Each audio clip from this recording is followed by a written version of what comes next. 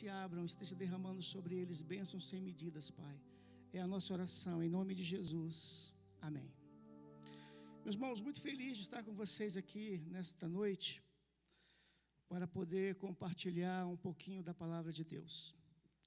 A nossa igreja tem implementado o chamado calendário litúrgico, e cada mês nós temos um tema, e cada domingo específico também falamos de algo específico. E coube a mim, no dia de hoje, falar sobre Pedro, temperamentos transformados. E nós vamos compartilhar o texto que está em Atos, capítulo 3. Atos, capítulo 3, do versículo 1 até o versículo de número 10. Glória a Deus. Atos, capítulo 3, de 1 a 10. Os irmãos acharam? Amém. Diz assim a palavra do Senhor. Pedro e João subiam junto ao templo à hora da oração, a nona. Era trazido um varão que desde o ventre da sua mãe era coxo, o qual todos os dias punham à porta do templo, chamada Formosa, para pedir esmola aos que entravam. Ele, vendo a Pedro e a João, que iam entrando no templo, pediu que lhe dessem uma esmola. E Pedro, com João, fitando os olhos nele, disse: olha para nós. E olhou para eles, esperando receber alguma coisa. E disse Pedro: não tenho prata nem ouro, mas o que eu tenho, isso te dou. Em nome de Jesus Cristo, o Nazareno, levante-te e anda. E tomando-o pela mão direita, o levantou, e logo seus pés e tornozelos se firmaram. E, saltando ele, pôs-se em pé e andou, e entrou com eles no templo, andando, saltando e louvando a Deus. E todo o povo viu andar e louvar a Deus, e conheciam-no, pois era ele o que se assentava a pedir esmola à porta formosa do templo, e ficaram cheios de pasmo e assombro pelo que lhe acontecera. Amém? Amado e soberano Deus, muito obrigado pela tua palavra que é viva, tua palavra que é eficaz. Fala conosco nesta noite, Pai. Nós queremos ouvir a tua voz. Nos ensina algo novo da tua parte, Senhor. Nós não queremos sair daqui da mesma forma que entramos, mas queremos sair renovados, transformados pelo poder da tua palavra. Que nesta noite grandes coisas o Senhor venha fazer no nosso meio, e que somente o teu nome seja glorificado. Oramos em nome de Jesus. Amém. Meus irmãos, para a gente falar de alguém e ver como houve transformação na vida dessa pessoa, nós precisamos saber quem era. Nós sabemos que Pedro era discípulo de Jesus, mas antes de tudo isso, ele era um homem simples, seu ofício era pescador, era um homem impossível, tinha um temperamento forte, tinha um chamado para a liderança, mas naquele momento ainda ele era imaturo. E a Bíblia diz que Pedro teve um encontro com Jesus. E eu costumo dizer, meus irmãos, que é impossível alguém ter um encontro com Jesus e não ser impactado, não ser transformado, não ter a sua vida mudada. Eu acho interessante, às vezes você tem um congresso, um seminário, um culto, e aí você não participa daquele culto, e o irmão chega: pastor, o senhor perdeu o congresso, foi uma bênção. Pastor, o senhor não foi no culto, foi uma bênção. E eu sempre digo: meu irmão, eu sei que foi uma bênção. Eu sei que eu não estava lá, mas eu costumo dizer que é impossível você ir a um congresso, a um seminário, a um culto, a uma reunião, onde Jesus vai estar presente, que não seja uma bênção e que as pessoas não sejam impactadas. Naqueles cultos onde há o mover do Espírito Santo, há um poder de Deus, o Senhor estava presente. E naquele também que aparentemente você não viu nada acontecer, tenha certeza que o Senhor também estava ali e fez coisas tremendas que você nem percebeu. Mas é impossível ter um encontro com Cristo e não ser impactado. No livro de João, capítulo 1, eu gostei de separar esse texto, porque é um momento em que Simão, é apresentado a Jesus. E quem levou Jesus até ele foi André. Diz assim, 1 João capítulo 1, versículo 42. E levou a Jesus. E olhando Jesus para ele, disse: Tu és Simão, filho de Jonas. Tu serás chamado Cefas, que quer dizer Pedro. Olha que coisa interessante. No primeiro momento em que Jesus encontra com Simão, e que olha para ele, já vê naquele homem algo especial. Não por causa da sua aparência, não por causa do que ele estava fazendo, do seu ofício. Porque nós precisamos entender que Jesus, quando nos olha, ele não está observando o nosso exterior. Ele não está observando a nossa aparência, ele não está observando a nossa condição social, ou posição, ou situação financeira, mas Jesus penetra os seus olhos no mais profundo do nosso ser, no nosso coração, e Jesus consegue enxergar ali o potencial de que cada um dos seus filhos tem. E por que eu estou dizendo isso? Porque às vezes sempre tem um ou outro que fica se achando pequeno, que se acha inútil, que se acha desprezado por causa de momentos que viveu na vida, de dificuldades que teve e de situações que viveram. Mas eu quero dizer para você que Jesus olha para nós e nos vê como olhou para Pedro e viu. Olha, Simão, você não vai ser chamado mais de Simão, mas de Cefas, que quer dizer pedra, pequena pedra ou um pedregulho. Alguém que pode ser lapidado, alguém que pode ser moldado, alguém que possa ser transformado. Jesus estava dizendo para ele assim: eu vou transformar a sua vida. E é isso que Deus faz conosco. Eu tenho certeza que cada um de vocês aqui tivemos um encontro com Jesus, foram impactados pelo Senhor e tem sido trabalhado a cada dia pelo agir e o mover do Espírito Santo de Deus nas nossas vidas. Tem sido trabalhado a cada dia pelas experiências que nós vivemos com a pessoa de Cristo nessa caminhada que nós temos aqui na terra. E é isso que eu quero mostrar para vocês através dos textos que eu selecionei com relação à vida de Pedro. Textos que está ali cravado, escrito Pedro, e Pedro disse, Pedro fez, porque mostra uma experiência pessoal daquele homem nessa caminhada que ele teve com Jesus, logo após esse encontro e esta chamada. Porque nós precisamos ver as diversas experiências que Pedro teve e que mudaram a sua vida. Assim, meus irmãos, como as diversas experiências que nós temos a cada dia, sejam elas bênçãos que conseguimos, sejam elas adversidades que nós enfrentamos, sejam elas lutas que nós temos que ultrapassar, muralhas que nós temos que transpor, são essas coisas que vão nos moldando, vão nos capacitando e vai transformando o nosso ser, o nosso agir, as nossas emoções, os nossos sentimentos e o nosso temperamento como um todo. E eu quero caminhar pelo livro de Mateus, porque vai ter uma lógica.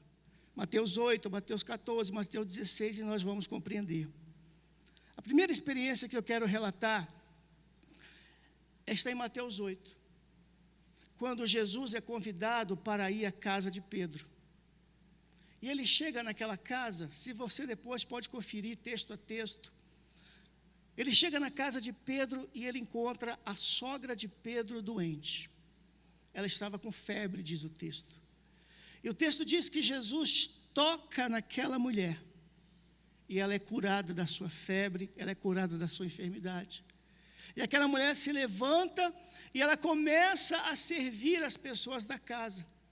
E o texto continua dizendo que muitas pessoas foram levadas à porta daquela casa e muitas pessoas foram curadas para que se cumprisse o que estava dito no livro de Isaías, e ele tomou sobre si as nossas enfermidades e levou as nossas doenças. A primeira coisa que Pedro vê é Jesus curando a sua sogra, alguém da sua casa, alguém que fazia parte do seu convívio. Quantas coisas, não podemos dizer que foi um pequeno milagre, é porque Jesus faz coisas grandes e coisas pequenas. Mas quantas coisas você na sua caminhada, pequenas, que você pode dizer assim, aconteceu isso, o nosso levantar, o nosso deitar, o nosso ir trabalhar, as coisas que faz, um filho que estava doente, a gente orou e Deus ali curou, pequenas coisas que Pedro viu naquele momento e nós estamos vendo a cada dia, que vão nos impactando e dizer, há algo diferente nesse Deus. Porque esse Deus que me chamou, esse Deus que eu tive encontro, Ele tem algo diferente. E Ele tem a preocupação de nos curar e cuidar das nossas vidas, não é verdade? E Pedro estava ali, presenciando aquilo e vendo que o Jesus que ele optou em seguir, porque Jesus viu a Pedro como um pescador e disse, me siga, porque eu vou fazer de você o pescador de homens. Jesus olhou para nós e nós aceitamos nos envolver no processo dele, dessa jornada, e assim como Jesus tinha um projeto para Pedro, ele tem na sua e na minha vida, e nós precisamos entender isso. A segunda coisa, a gente pula de Mateus 8 para Mateus 14. Jesus fica orando e diz para os seus discípulos atravessarem o mar. E o texto lá em Mateus 14 diz que quando o barco estava no meio do mar, começou um vendaval, começou uma tormenta. E aqueles homens estavam ali com medo de morrer, porque estavam com medo de perecer. E de repente eles olham alguém vindo andando sobre o mar, e eles a princípio pensam que é um fantasma, mas aí vem que é Jesus e Pedro, diz o texto. Jesus, se é o Senhor, diga para que eu vá a teu encontro. Jesus diz, vem. E aquele homem de forma impulsiva se lança ao mar, se lança às águas e começa a caminhar sobre as águas para encontrar o seu Senhor. E meus irmãos, vocês sabem que eu sempre gosto de trazer para nós e fazermos uma reflexão de tudo que nós estamos olhando na palavra de Deus. E eu pergunto para você, quantas vezes nós, já cheio de disposição, de impulso, nos lançamos num projeto, colocamos no nosso coração, Deus está nesse projeto, é este negócio que eu vou abrir, é este concurso que eu vou fazer, é um projeto familiar, é um projeto profissional, é um projeto financeiro, nos jogamos nesse projeto de cabeça. E de repente, acontece algo. Pedro, de repente, começa a andar sobre as águas, mas de repente ele tira o foco. Ele não olha para Jesus, ele olha para as ondas que são altas, ele olha para o vento forte que está soprando, ele olha para o temporal, e a partir do momento em que Pedro tira o foco do Senhor, a Bíblia diz que ele começa a afundar, porque ele começa a ter no seu coração o temor, o medo, as preocupações, o foco não é mais o Senhor. E às vezes nós fazemos isso. Às vezes nós nos lançamos num projeto. Às vezes nós saímos da igreja cheio de confiança que Deus está no negócio. Mas quando a primeira porta se fecha, epa, o que está acontecendo? Quando o primeiro vento sopra, epa, será que Deus me abandonou? Quando a primeira adversidade vem, se assusta. O medo toma conta do coração, a ansiedade toma posse de nós, as preocupações abalam a nossa fé, o nosso foco sai da presença do Senhor. Não estamos mais olhando para Jesus, estamos olhando para a situação. Como é que eu vou resolver isso? Como é que eu vou fazer aquilo? Eu tenho que socorrer o filho, eu tenho que fazer um negócio, eu tenho que me mover com isso. E de repente nós começamos a nos afundar, porque o foco não estava mais em Jesus. Mas o que fazer? Pedro dá a solução. Quando ele percebe que ele está se perdendo, quando ele percebe que ele está afundando, ele grita, Senhor! Pode conferir no texto, Mateus 14. Senhor, salva-me, versículo 30. Salva-me, Senhor, me socorre. E o Senhor vem e pega na mão daquele homem e levanta ele e diz, eita, homem de pequena fé. Eu quero dizer para você que Jesus sempre segura nas nossas mãos. mesmo quando nós vacilamos, mesmo quando nós descuidamos, mesmo quando nós balançamos na nossa fé, mesmo quando nós tiramos o nosso foco dele, sempre Jesus está ao nosso lado para pegar em nossas mãos e nos levantar e nos segurar e dizer: eita, homem de pequena fé, eu estou contigo. Confia em mim nesse projeto que você se envolveu, porque quando eu estou num negócio, eu abençoo e eu vou até o fim. Aí, meus irmãos, a gente pula para Mateus 16. Outra experiência que Pedro teve, outra coisa tremenda. Mateus 16, Pedro confessa a Jesus. Diz assim: Simão, Jesus chega para os seus discípulos e fala assim: o que estão falando de mim aí? O que a turma está falando a meu respeito, de quem eu sou? E Simão, sempre ele: Senhor, ele diz aqui, respondendo, Simão Pedro respondendo disse: Tu és o Cristo, o Filho do Deus vivo. Estavam dizendo dele alguma coisa, mas e tu, Pedro, o que tu diz de mim? Senhor, tu és o Cristo, o Filho do Deus vivo. Aí Jesus fala: Pedro, responde e diz: bem-aventurado és tu, porque não revelou carne ou sangue, mas o meu Pai que está no céu e revelou. Pedro usado por Deus, Pedro usado pelo Espírito Santo de Deus, ele diz: tu és o Cristo, o Filho do Deus vivo. Meus irmãos, como é maravilhoso quando nós temos a certeza que o Espírito de Deus está em nós, que nós somos usados por Deus, que nós falamos através do Espírito Santo de Deus com autoridade. Como é gratificante saber que nós estamos sendo usados pelo Senhor para uma obra, para um propósito, para fazer algo. E naquele momento Pedro foi tomado pelo próprio Deus, foi tomado pelo Espírito e falar: tu és o Cristo, o Filho do Deus vivo. Mas o interessante é que alguns versículos abaixo, Mateus 16, Pedro diz isso. Mas quando chega lá em Mateus 22, 21, Jesus começa a falar para os seus discípulos o que iria acontecer com ele. Olha, então começou Jesus a mostrar aos seus discípulos que convinha ir a Jerusalém, padecer muitas coisas dos anciões, dos principais das sinagogas, dos escribas, ser morto e ressuscitar ao terceiro dia.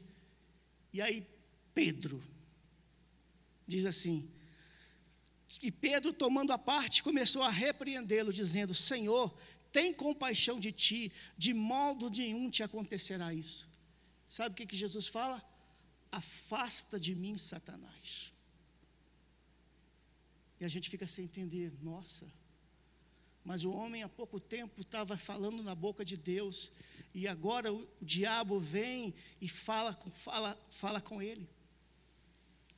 Isso pode acontecer. Eu quero dar um exemplo para vocês, como nós temos que estar vigilantes com relação às coisas de Deus, porque o diabo sempre está ao nosso derredor, tentando nos trair, nos tragar, tentando nos ludibriar. Palavra que quase não sai, nem saiu certa. Uma vez, minha mãe e minha irmã ficamos sabendo de uma parente nossa que estava passando muita necessidade no interior do Goiás. E a gente se viu tocados por Deus para socorrer. E nós oramos, e aí a minha mãe falou: vamos lá. Meus irmãos, as dificuldades eram grandes. Era problema de saúde, problema financeiro, problema com os filhos. Imaginem os mais diversos problemas, e problemas também, o diabo estava atacando aquela casa. E nós oramos e combinamos de um dia de manhã ir lá. E eu passei de manhã na casa da minha mãe, peguei ela e a minha irmã. E antes de sair nós oramos, fizemos uma oração: o Senhor vai conosco, o Espírito Santo, o Senhor colocou no nosso coração esse projeto de ir lá nessa cidade. E saímos. No meio do caminho nós passamos na estrada, num supermercado, e fizemos uma compra que encheu o porta-mala do meu carro. Continuamos a viagem. No meio do caminho, você sabe que dentro do carro, a viagem longa, você começa a conversar. E de repente, meus irmãos, minha mãe fala uma coisa com relação aos meus filhos, com o filho da minha mãe, que a criação dos filhos é diferente. Eu sei que nós conversamos de várias coisas e nós começamos a discutir dentro do carro. Discutir eu, minha mãe, minha irmã, e foi aquela confusão, aquela discussão. Minha mãe ficou chateada, minha irmã ficou chateada, e a gente dentro do carro discutindo. E quando chegou na entrada da cidade, aquela coisa tensa, aquele clima tenso. E eu parei o carro e falei, epa, será que a gente não está observando o que está acontecendo? Eu falei, epa, vamos orar. E vamos repreender este diabo que tem trazido confusão entre nós, porque sabe que nós estamos indo para um projeto de Deus. E ali, meus irmãos, nós oramos, e ali nós repreendemos aquele diabo, demônio de discórdia, de confusão, e ali nós pedimos perdão a Deus. Eu pedi perdão para minha mãe pediu perdão para minha irmã pediu perdão para mim. Nós entramos em acordo, e ali nós choramos juntos, pedimos perdão a Deus juntos. Senhor, nós estamos indo fazer a sua obra, nos perdoe pelo que nós fizemos. Eu não sei se já aconteceu com você, você sai com a esposa, vai indo todo alegrezinho para ir para o culto, e no caminho acontece uma coisa, uma palavra que é dita fora da hora, que machuca o coração da esposa às vezes, ou machuca o coração do irmão, e quando chega na igreja, é o marido na frente e a mulher lá atrás. E a intenção foram as melhores possíveis, estavam querendo ir juntos em família. Já aconteceu com vocês? Já aconteceu comigo. E chegamos na casa dessa parente lá, depois de pedir perdão a Deus, depois de nos reconciliarmos com o Senhor, depois de falar, Senhor, nos perdoe, porque nós fomos usados pelo diabo para entrar em contenda, sendo que nós temos um projeto para ir. E chegamos naquela casa, e a bênção foi completa. As pessoas não receberam alegres com aquela cesta, com aqueles mantimentos que nós levamos. Nós oramos, aquela pessoa, tinha uma pessoa endemoniada, aquele diabo saiu, que a pessoa chega, passou mal. As pessoas aceitaram Jesus naquela casa, e a obra do Senhor foi realizada. Percebem? Percebe, se nós tivéssemos chegado lá brigado, será que Deus tinha operado da forma que Deus queria operar? E por que eu estou dizendo isso para nós nessa noite? Porque nós precisamos vigiar, nós precisamos orar, nós precisamos estar cientes de que há um inimigo que luta contra a nossa vida. Deus pode nos usar para ser bênção, mas se nós não estivermos atentos, nós podemos estragar tudo aquilo que Deus quer para a nossa vida. Estão me entendendo? Pedro teve a experiência da cura da sua sogra. Pedro teve a experiência de caminhar sobre o mar. Pedro teve a experiência de de Jesus segurá-lo pela mão. Pedro teve a experiência de ser usado pelo Senhor, mas também se descuidou e teve a experiência do inimigo agir contra a vida dele. Pedro desejou no seu coração saber a respeito do perdão. Vamos pular lá para Mateus 18.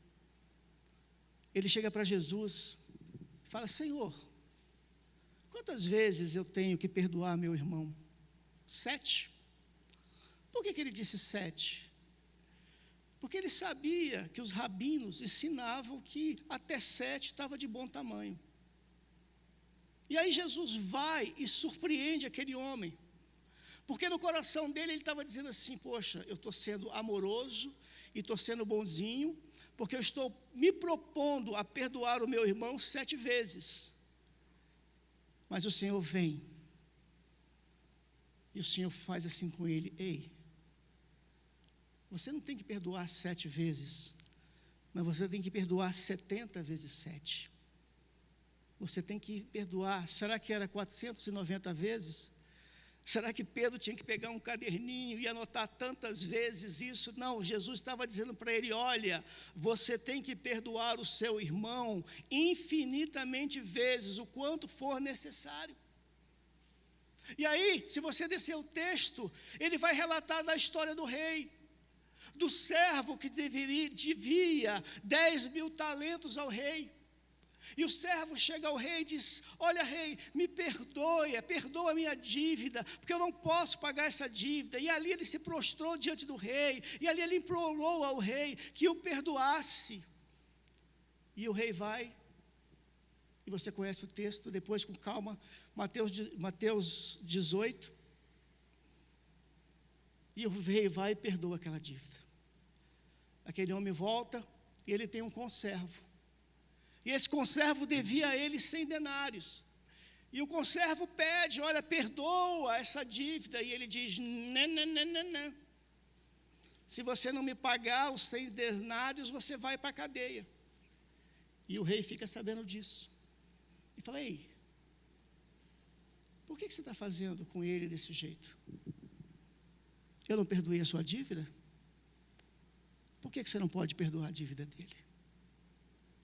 Isso nos remete a algum lugar? Isso nos remete a refletir sobre alguma coisa? Nós somos merecedores de estarmos aqui, nós somos merecedores de ter a vida eterna em Cristo Jesus, nós somos os bonzinhos. Não, eu sou especial. Nós temos vida eterna em Cristo Jesus, porque nós fomos perdoados pelo Rei. Nós temos acesso ao Pai, porque nós fomos perdoados pelo Rei. E a nossa dívida, ela não foi paga com 10.000 talentos ou 100 denários. A nossa dívida foi paga com o sangue de Cristo derramado na cruz do Calvário. O sangue precioso do Senhor. E Deus está dizendo para nós: olha, sabe como é que a sua dívida foi paga? Sabe como é que nós recebemos o perdão? Através da pessoa de Cristo Jesus, do seu sangue derramado. Aí eu sou cristão e falo assim: não, Pai Deus, o meu pai fez tanta coisa comigo na infância, eu não vou perdoar ele não. Ah, não, eu não vou perdoar meu pai não. O senhor não sabe o que o meu pai fazia comigo. Ah, não vou perdoar o meu filho foi ingrato. Ah, não vou perdoar o chefe do trabalho. Ah, não vou perdoar a minha tia. Ah, não vou. Meus irmãos, o conceito de cristianismo está diretamente vinculado ao conceito de perdão. Então, meus irmãos, eu não sei porque estou dizendo isso, é claro que estou acompanhando aqui as experiências de Pedro, mas se você por acaso, aqui ou em casa, precisa perdoar alguém, eu estou rindo porque uma vez uma pessoa fez algo comigo, e todo culto que eu ia, eu não estava querendo perdoar aquela pessoa, mas todo culto que eu ia, a palavra era sobre perdão. Eu falava: Jesus, mas aí é num culto em outro lugar, você tem que perdoar, você tem que perdoar. E eu falava: Senhor, mas essa pessoa fez isso comigo, essa pessoa fez isso. Ia no culto, você tem que perdoar. Até que um dia eu não resisti, falei: Senhor, me perdoe, eu tenho que perdoar. E eu cheguei para essa pessoa e falei assim: olha, eu queria te pedir perdão por tudo que eu fiz e tal. Não tem problema não, você está perdoado. Eu estou falando isso porque a pessoa tinha errado comigo. Eu pensei que ela ia falar assim: tá bom, eu também te peço perdão, né? Aquele sentimento todo. Mas por que eu estou dizendo isso? Porque depois que eu fiz isso, que eu ouvi a voz de Deus e pedi perdão para aquela pessoa, saiu um peso dos meus ombros. Foi um alívio no meu coração. Eu me senti mais leve, né? Porque você imagina como é que eu posso dizer sobre Jesus Cristo e não ter a capacidade de perdoar. Pense sobre isso. Tire esse peso das suas costas e vá fluindo no Espírito de Deus, que tem grandes coisas para a sua vida. E aí, meus irmãos, Pedro teve essas experiências todas. E aí nós chegamos em Mateus 26, que é a experiência mais conhecida que eu acho, que vocês sabem, que foi quando Pedro negou a Jesus, né? Lá no capítulo 26, no versículo 34, Jesus está dizendo: olha, nesta noite, antes que o galo cante 3 vezes, você me negará. Fala para ele.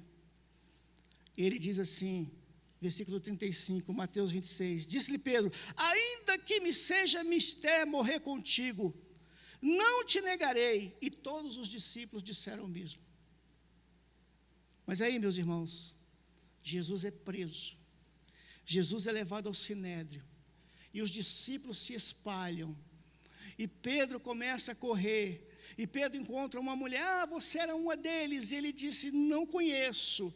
E Pedro vai em outro lugar, no vestíbulo. E eu falo, você era um deles. E eu não conheço esse homem. E aí Pedro corre para outro lado a terceira vez.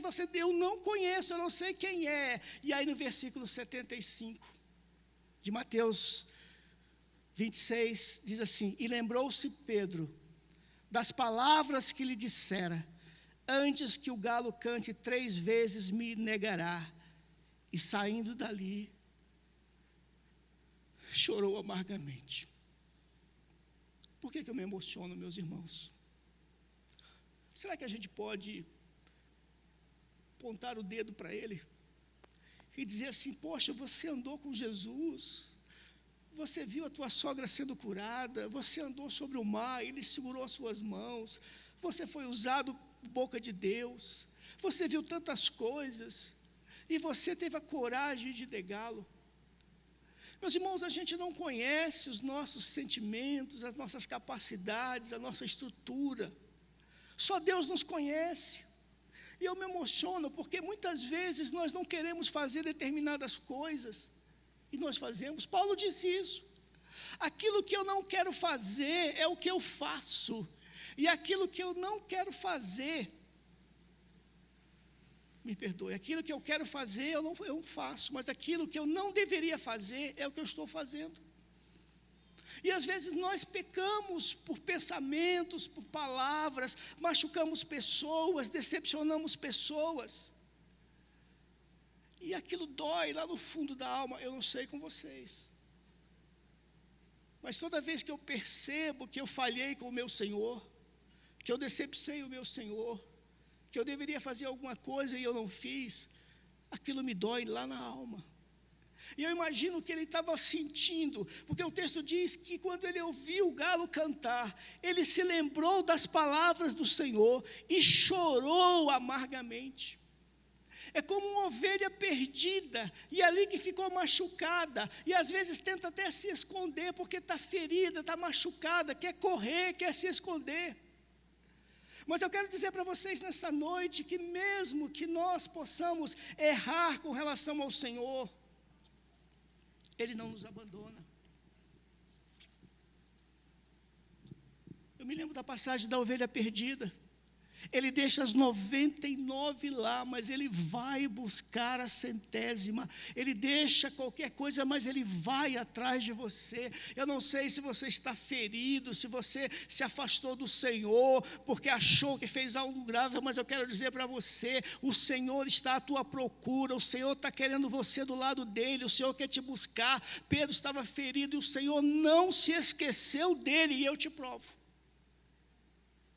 Jesus estava envolvido naquele processo, ele foi preso, ele foi levado ao sinédrio, ele foi ali, colocado sobre ele a coroa de espinhos, ele foi até a cruz, cravaram nas suas mãos aqueles pregos, ele morreu, ele foi sepultado. A Bíblia diz que ao 3º dia ele ressuscitou. Então me permitam agora sair de Mateus e ilustrar isso de forma melhor, porque Marcos e João me ajudam melhor nisso. E quando Jesus estava lá naquele túmulo, a Bíblia diz que ele ressuscitou. E quando ele ressuscita, lá em Mateus, diz que as mulheres estavam indo ao sepulcro, onde Jesus tinha sido sepultado, para ir levar perfumes para o corpo do Senhor. E quando ela chega no sepulcro ali, no versículo 7 do capítulo 16 de Marcos, diz assim, mas ide. Elas chegaram, o anjo falou que Jesus não estava mais lá, e falou para os discípulos, ide, dizei aos seus discípulos, e a Pedro. Eu queria frisar isso, porque diante de todos os processos que Jesus tinha passado, havia uma preocupação, e o anjo fala, olha, vão lá para Galileia, lá para o mar de Tiberíades, fala para os discípulos ir para lá, porque o Senhor vai encontrar com eles lá, mas diga para Pedro ir adiante. Porque Jesus estava preocupado com Pedro. Porque Jesus estava preocupado com os sentimentos dele. Porque Jesus estava preocupado com o que estava no coração daquele homem. E é isso que eu quero dizer para você. Jesus se preocupa com o que está no seu coração. Com as suas dores.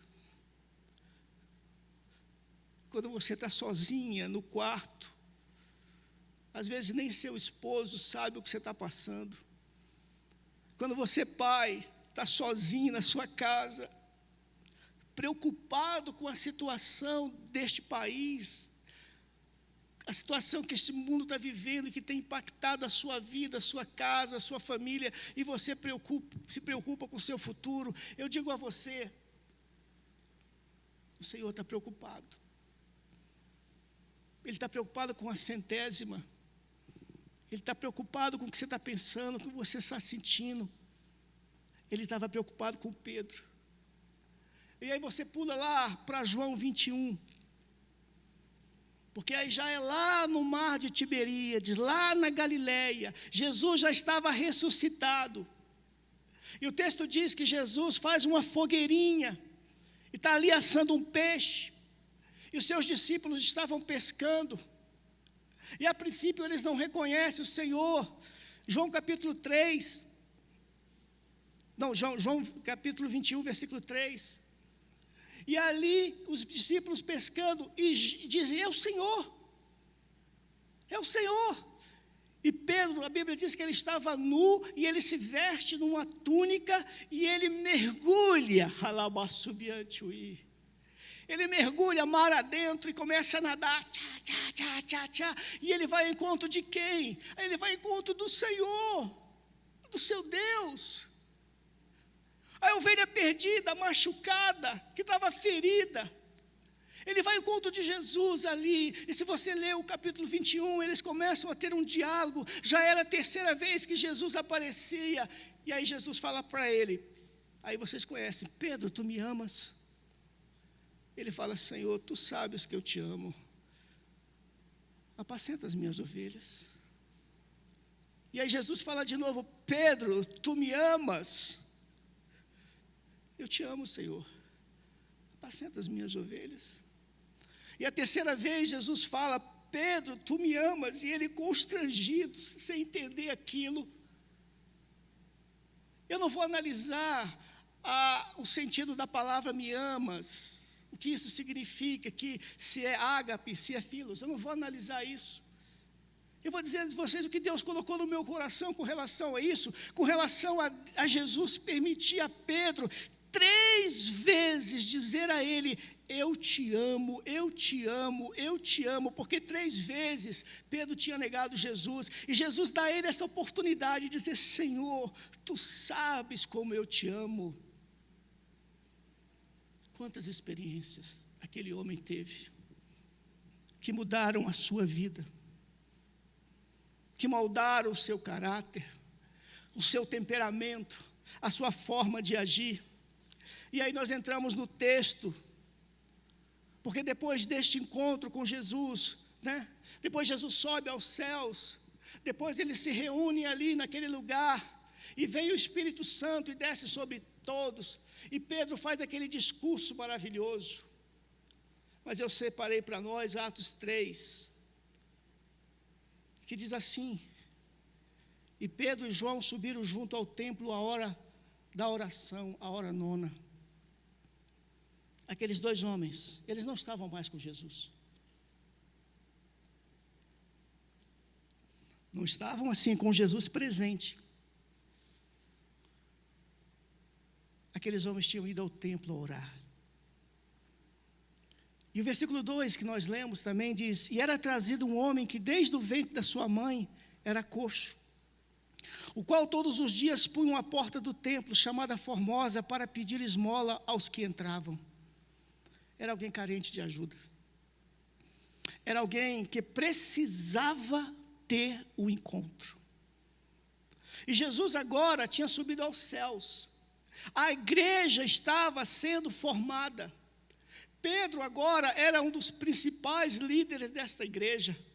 A igreja agora tinha e tem o papel de marcar esses encontros, ou seja, de ser o instrumento do Senhor para que as pessoas possam encontrar a Cristo, as pessoas que estão doentes. Aquele homem, o texto diz que ele era coxo desde o nascimento, aquele homem sofria desde o seu nascimento. E quantas pessoas nascem pedindo socorro a Deus, porque nós nascemos, precisamos ser resgatados pelo Senhor.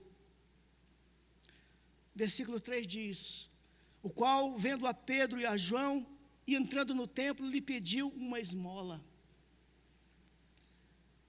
E olha só o que Pedro faz. Versículo 4: e Pedro, com João, fitando os olhos nele.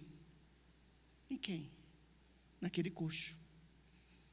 Aí, da mesma forma, meus irmãos, que Jesus chegou, lá onde nós lemos no início, quando Jesus é apresentado a Pedro por André, o texto diz que Jesus, olhando para Pedro, diz: Simão, você não vai ser chamado mais Simão, mas Cefas. E da mesma forma que aquele Pedro e João olham para aquele homem, Pedro deve ter lembrado deste momento e diz para ele: olha para nós. Versículo 5, ele olhou para eles, esperando receber deles o quê? Alguma coisa, alguma esmola, alguma migalha, algo pequeno. Era o que ele estava acostumado a receber. É o que o mundo que não conhece a Cristo está acostumado a receber. Migalhas, pouca coisa. Mas Deus tinha algo especial para aquele homem. Havia marcado um encontro de Pedro e João com aquele homem. E o versículo 6 diz assim: e disse Pedro: não tenho prata nem ouro, mas o que eu tenho, isso te dou. Em nome de Jesus Cristo Nazareno, levante-te e anda. Percebem a diferença?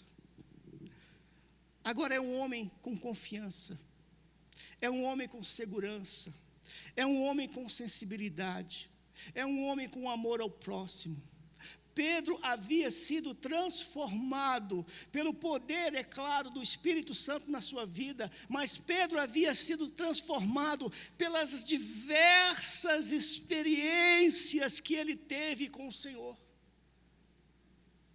Às vezes nós nos lamentamos por coisas que estão acontecendo conosco, mas Deus está trabalhando as nossas vidas, Deus está nos lapidando, Deus está nos capacitando, está nos direcionando, porque Ele não tem coisas só para as nossas vidas, Ele quer nos abençoar e quer nos transformar para que sejamos bênção na vida de outras pessoas.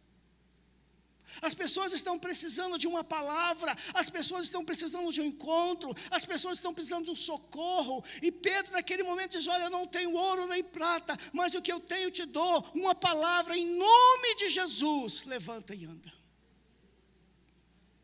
E o texto diz: e tomando pela mão direita. O que Jesus fez com Pedro quando estava se afogando? Pegou Pedro pelas mãos e levantou. E o texto diz: tomando-o pela mão direita, o levantou, e logo os seus pés e os seus artelhos se firmaram. E o poder de Deus se manifestou na vida daquele homem. E saltando ele, pôs-se em pé, e andou, e entrou com ele no templo, andando e saltando e louvando a Deus. E todo o povo o viu andar e louvar a Deus. Aquele homem sai de coxo, de aleijado, e passa a ser um adorador, que pula e pula na presença do Senhor. Pedro teve um encontro com Jesus e foi transformado. Esse homem teve um encontro com Jesus através da pessoa de Pedro e foi transformado. Meus irmãos, eu não sei que experiência você está tendo, porque o que nós estamos passando pode ser uma experiência. Eu não sei o que você está vivendo na sua vida nesse momento, e você talvez esteja desesperado, pensando: Senhor, o que eu vou fazer? Como vai ser? Eu quero dizer para você nessa noite que Deus é contigo. Que Deus está nesse processo contigo. Que você é especial. Jesus olhou para você e não viu a sua aparência ou as suas dificuldades. Viu o mais profundo do seu coração, aquilo que está dentro de nós. E separou você. Para trabalhar você. Para transformar as nossas vidas. E experiências nós vamos enfrentar.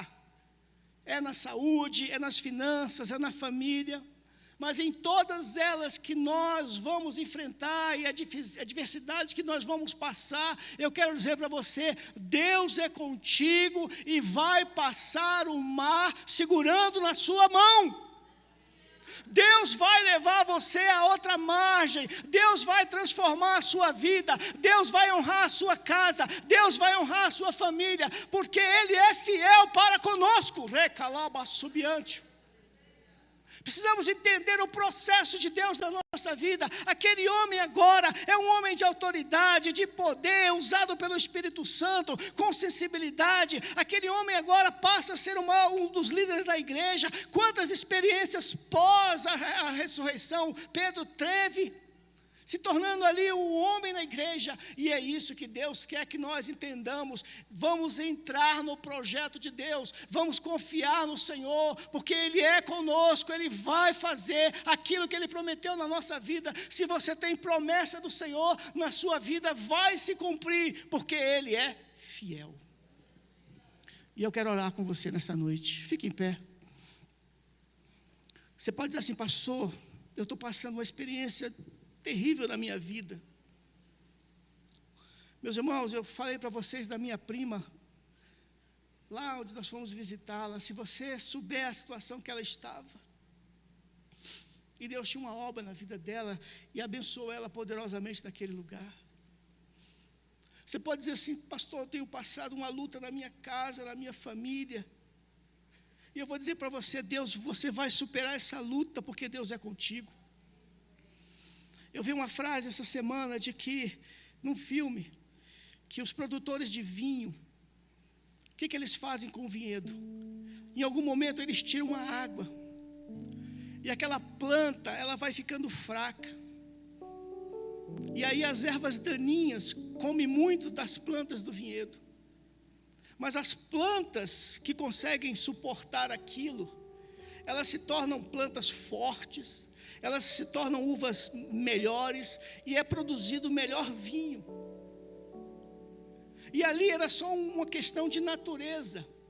Mas no nosso caso, quando nos falta água, quando nós entramos na adversidade, há alguém na nossa vida que faz a diferença. Não é por causa da nossa fortaleza, mas é porque o Senhor está no processo, nos fortalece, e nós saímos mais fortes e seguros do processo. Mas nós precisamos confiar. Se falta água, se falta pão, se falta trabalho, se falta saúde, se falta isso, nós precisamos confiar que o Senhor é conosco. E Ele é a nossa força, diz o Senhor. E se Deus é por nós, quem será contra nós? Se Deus está na nossa frente, quem vai nos impedir de passar, de caminhar? É o Senhor que faz as coisas. Então, o que você está passando, põe a mão no seu coração e apresente ao Senhor, que eu vou orar. Porque o Senhor está aqui neste lugar, e eu creio que marcou esta data para nos abençoar. Amado e soberano Deus,